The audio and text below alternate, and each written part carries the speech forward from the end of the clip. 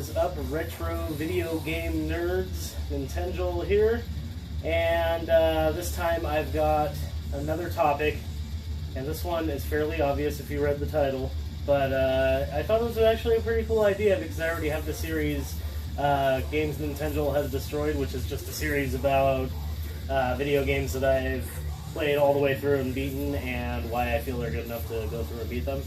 And so basically this is the opposite. This is games that I feel I have not spent enough time on and or need to beat, and are just really good games from what I have played of them. And so, starting off the list really quickly, I have a very good game that most of you guys are going to recognize and know and love, and that is Mega Man on the Nintendo.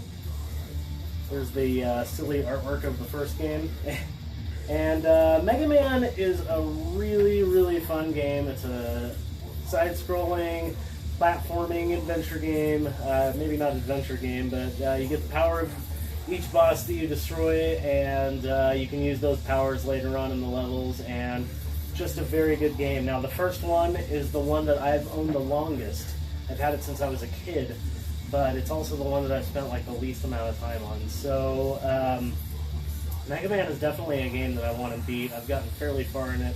Not as far as 2 or Mega Man X, but I've never actually beat any of the Mega Man games, and I need to rectify that. But I kind of want to beat them in order. I want to beat 1, and then my favorite 2, and then go on from there, and then start beating the Super Nintendo games, and then maybe I'll even purchase the PlayStation games and go from there.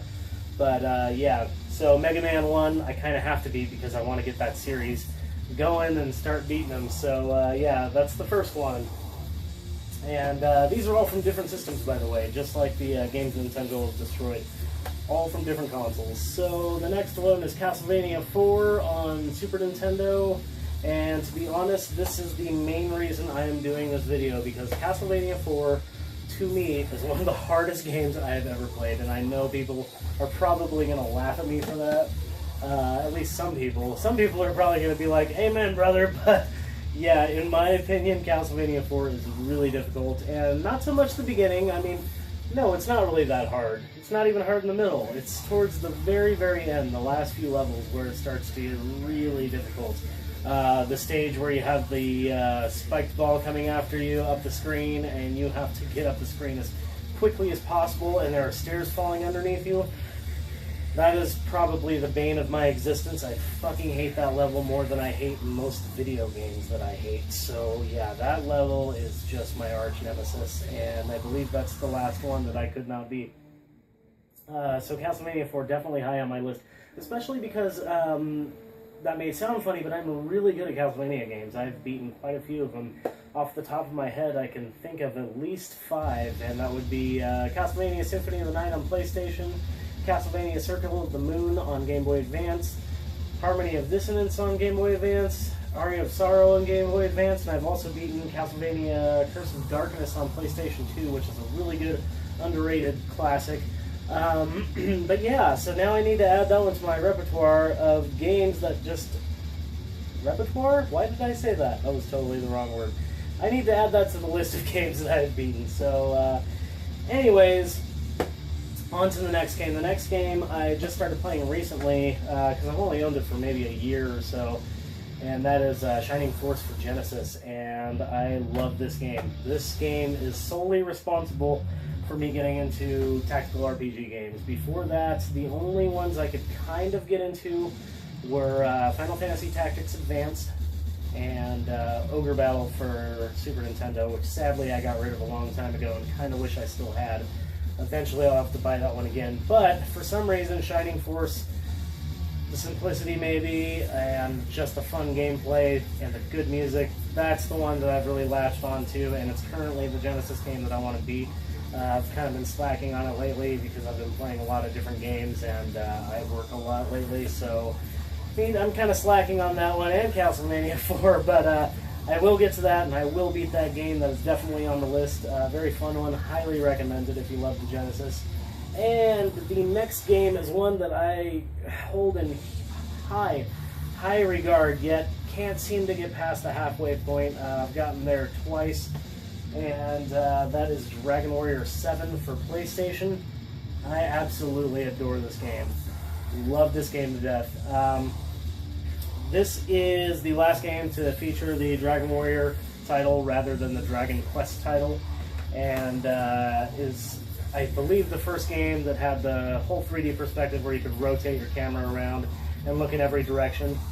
And it also had a job system, and the job system allowed you to learn different classes of fighters or mages or all kinds of things, and you can learn their abilities and then move on to another class and learn some new abilities with your new class. So the thing with Dragon Warrior 7 though is it is literally one of the longest games that I know of that is linear.